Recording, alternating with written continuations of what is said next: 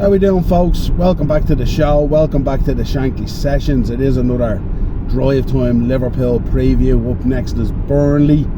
I'm sure you can hear in my throat. I'm still dying here from this flu virus. This year has been absolutely horrific. It's gone through the house. It knocks you for six. Still trying to get over it, but we were away in Liverpool last weekend, myself and Ben. We went over to the Barnsley game, the FA Cup game. We were sitting in the Kop, right central in the Kop, right behind the goal. Seeing the little back flick from Dominic Szoboszlai and all, first hand and all that kind of stuff, but it was great. I was saying to Darren last night on the show, we got to talk to a number of elderly Kopites who have been season ticket holders on the Kop for donkey's years, probably longer than I've been around even, you know what I mean? And to listen to those boys and to listen to their stories and have to chat with them and, you know, gauge the mood, the local mood, which is really important as well. I love hearing that. How did they feel about Slot? How did they feel about the team? All that kind of stuff. On the back of last year, obviously winning the Prem, and you know, there was a lot of indifferent conversation about him, but I think there's still a lot of people there still believe in Arne Slot and stuff like that, and that he can turn it around. And it was good to hear that side of it as well, you know. Definitely an interesting game, and their takes on the game was very, very good. One man was talking to me on the Kop, and I have to say that safe standing as well is really, really cool.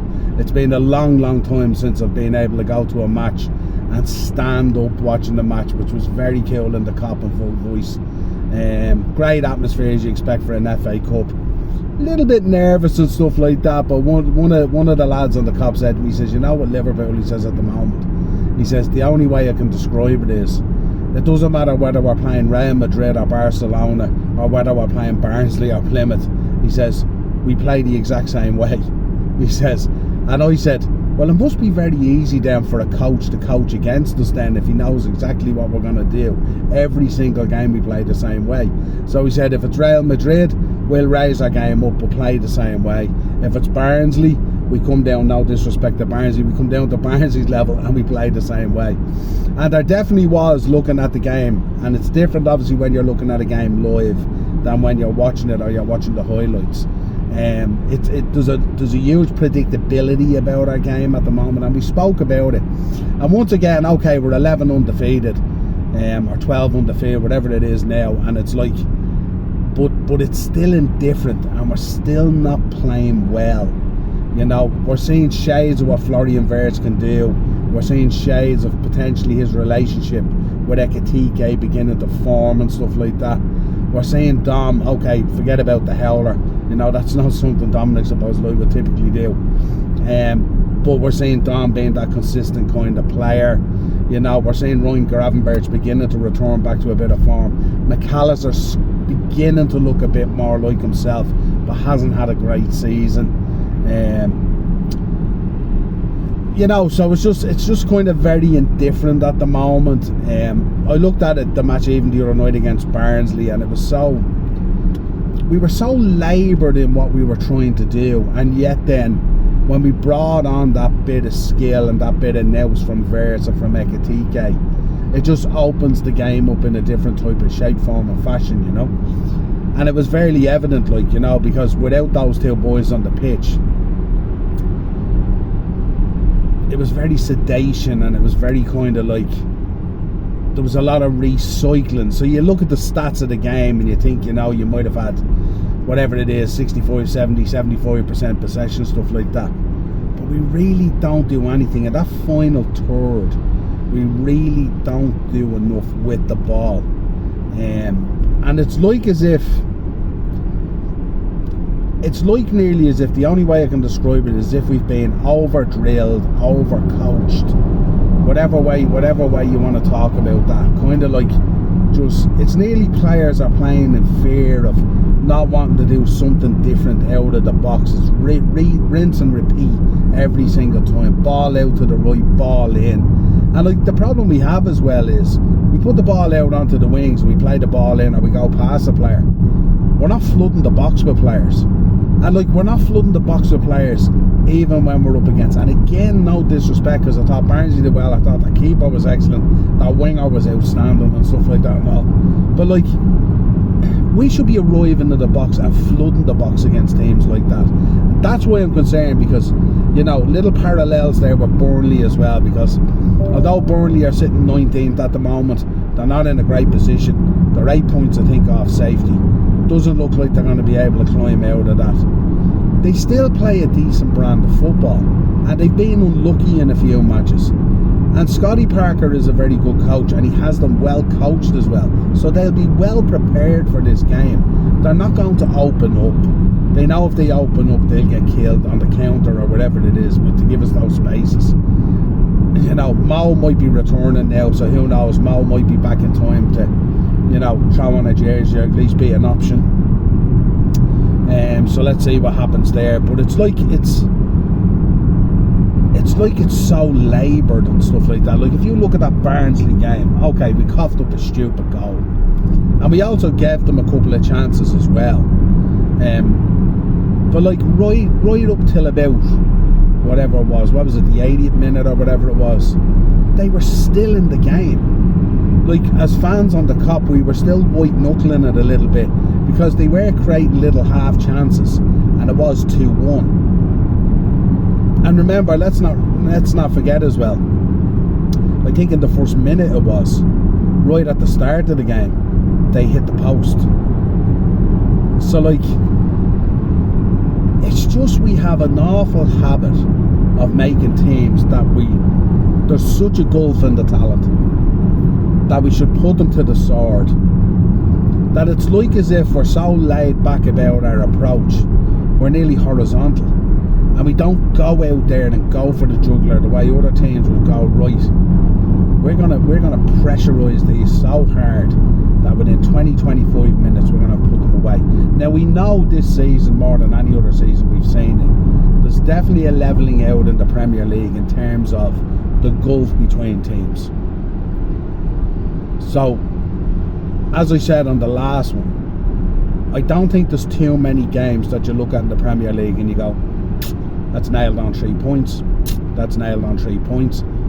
And you heard myself and Darren talking about it last night at the back end of the show, if you want to check it out on the Thursday Tier Talk.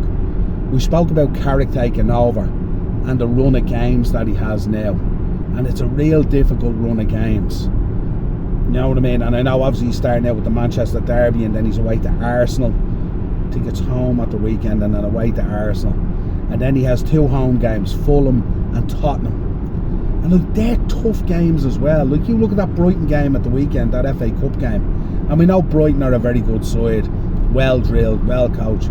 You know, we've a lot of respect and praise for the likes of Hustler and what he's done there at Brighton and stuff like that. Matoma coming back and all. But you look at the games that you would have in the past thought, like, okay, it's definitely there for us, this is definitely there for us, we're home and all this kind of thing. They don't tend to work out that way. And that's been a problem in the past.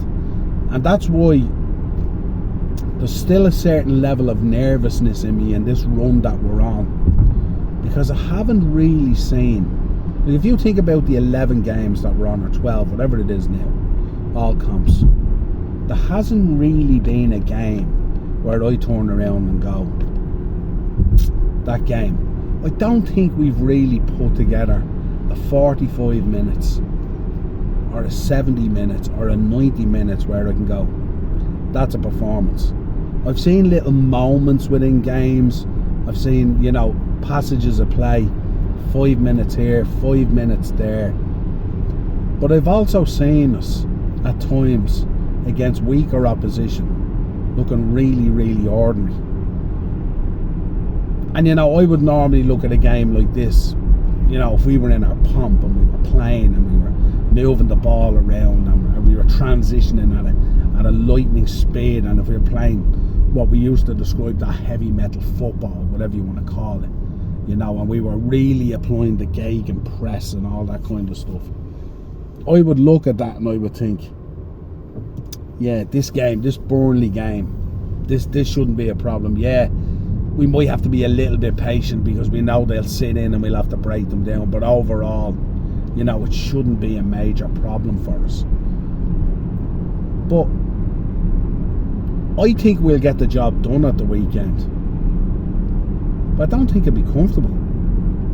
Like, I don't see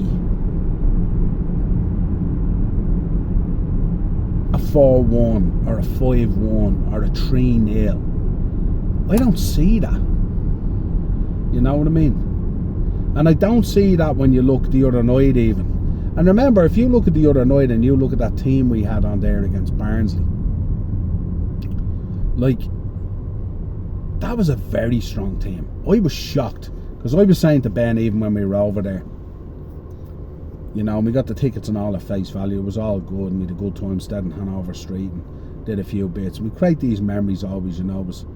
And, you know, before I get into it, actually, it was really nice, I forgot to say at the top of the show, it was really nice to go and actually physically pay my respects to Diogo Jota, myself and Ben, and go to the memorial hall. And, you know, it felt a little bit like closure, actually saying goodbye. I got a plaque done up with himself and Shankly holding each other at the gates of heaven and all, and I put the plaque on the memorial and stuff like that and all, you know. It was an interesting moment, to say the least. I got very emotional, and like most people know me, I'm an emotional wreck at the best of times. I'll cry for nothing, you know what I mean?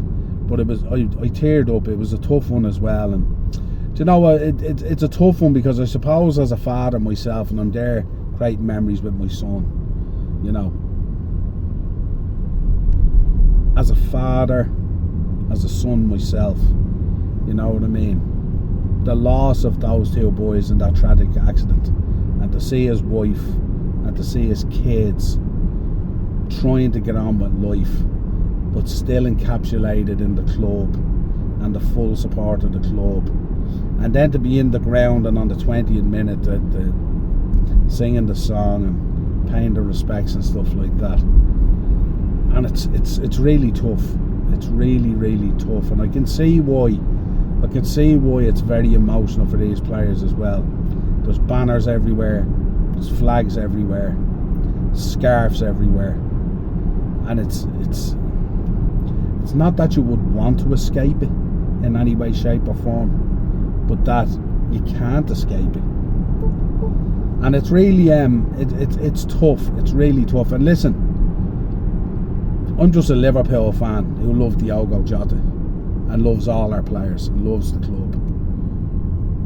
But it hits you hard, like it hits you hard when you're a dad and you've kids, you know, when you're a son as well, and it affects us all the same way, you know what I mean? It's tough, and to see the people there, talking to people at the memorial area where they're laying flowers and all sorts of stuff, and like there was PlayStation controllers and Xbox controllers and drawings that kids had done, and you know, just the outpouring of love in that area that bonds us as fans, and especially as Liverpool Football Club, where we have, you know, there's been so much tragedy in the club, and this is just another layer on that cake, if you like, of Liverpool tragedy, you know what I mean, that has to be dealt with. And then it's mad, then you go from that and you walk across the courtyard there, and they're playing music and people are dancing around, and they're joyous because they're going to see their team play. Some of them may have never been to Anfield before. It's a massive occasion for them. And then I go over to the Champions Wall, and we have our little tile on the Champions Wall of me and Ben, a picture of the two of us right beside Stevie's captain's armband, and it's the two of us on it there, the first time we were ever in the Cup. And you just go on that roller coaster wave of emotion and stuff like that and all, you know. And it's tough, and this club it's what this club is about, isn't it? Because this club always brings us on a roller coaster of emotion, and that's why it's probably why we love it. Probably why at times it drives us insane. And you know something, probably as Liverpool fans we probably wouldn't have it any other way, because it's the roller coaster and the journey that means so much to us. But yeah, it was tough on so many levels, but also to go over and then see the Wall of Champions, and then Ben was getting a few bits and programmes in the club shop, and you know, people were buying food and getting on with things and stuff like that and all, you know. And then went over and, you know, for me, touched the statue of the Godfather, Bill Shankly himself, of course, absolute legend and stuff like that and all, and you know, Hillsborough and everything else. We have a kind of a a train or trail of events that we do when we go up to the ground. Certain little things that we do, I don't know, maybe we see them as good luck things, or maybe we see them as, maybe it's a calling, maybe it's something we do as fans, you know what I mean? And it's the one thing I always say, and you've heard me on podcasts before talking about it, the history of a club for me is so important, and especially when you're passing it on to the next generation, your kids or younger fans and stuff like that and all. And like, I'm 53 years of age, and I stood on the cop with lads 70, 75 years of age who've probably been season ticket holders as long as I've been born, and the stories they were passing on, and the chat, and the way that they see football and the way that I see football. And it kind of felt like as if they were still, it was like as if they were still passing a little bit down to me, the way I passed little nuggets down to Ben and stuff like that. And it was just a very cool moment. It was just really, really nice. It was heartwarming, and it was needed after going over and paying respects to Diogo as well, because you walk over there, it's so somber.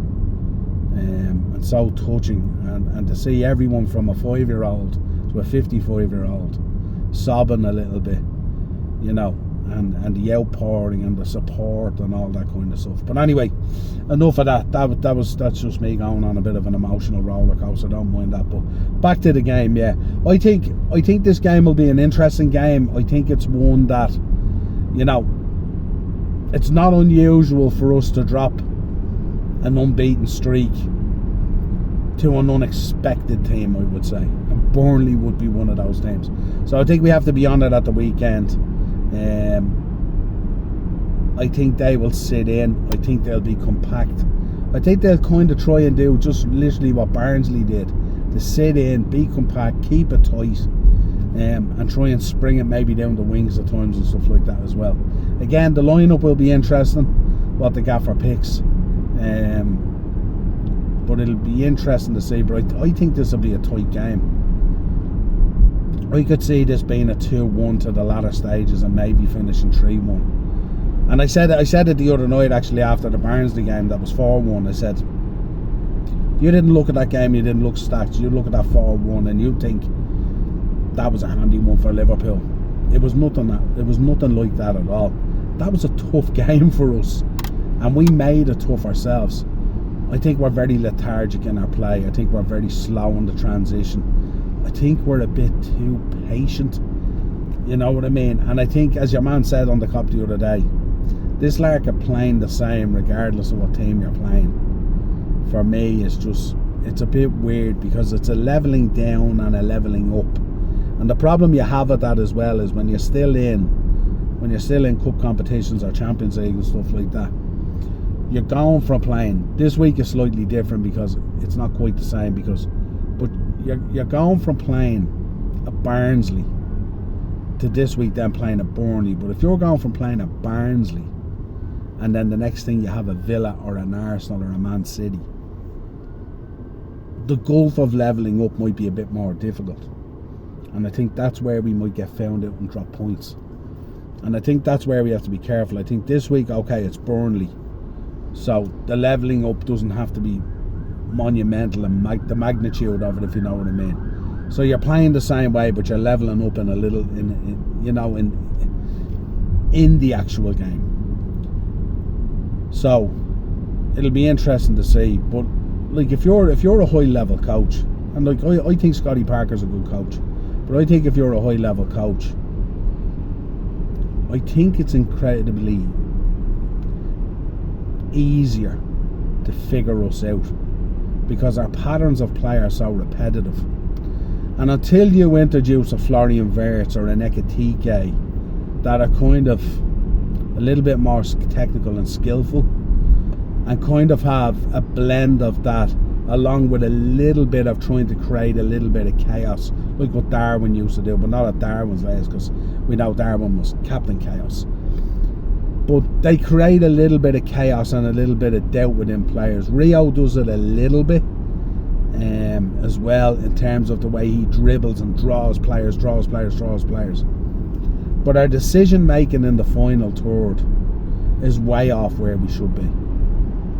We increasingly find it difficult to find our own players in the final third, you know. And I just think we need to. I just think that, I don't know what it is. I can't put my finger on it. There's something missing there in that final third. Because we should be creating a lot more better chances, and we probably should be scoring a lot more goals. But we don't.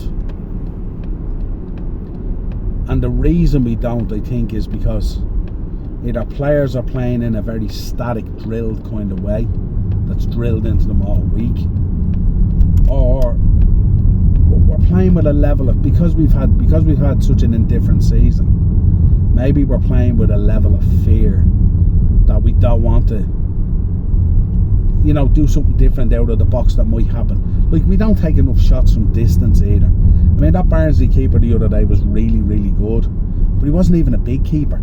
He's a small keeper. You'd be surprised how small that guy was when you're standing there looking at him at the back of the goal. He wasn't a big keeper at all. So, like, shots from distance, and you seen them on Verts when we took those shots. You seen when Dom took those shots.